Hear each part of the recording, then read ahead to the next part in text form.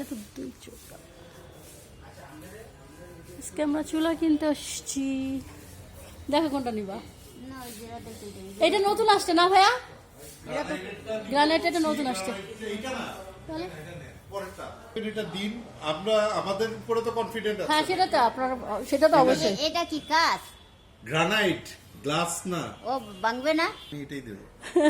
আপনি ওইটাই দিবেন। হ্যাঁ। এটার দাম কত, ওটার দাম কত? এটা ওটা তো 14500, এটা 18000। এটা 18000। আপনার জন্য তো আর 18000 করব না। সেটাই।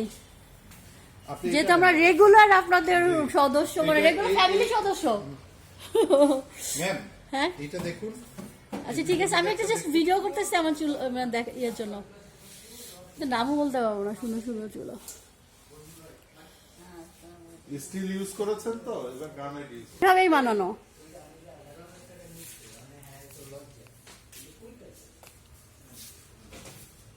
আমি ওইটা একবার 2 চুলা নিতে, তারপরে নিয়ে গেছি 3 চুলা। কিন্তু ওইটা এখন যেটা আছে ভাইয়া যেটা দিয়েছিল ওটা অনেক সুন্দর।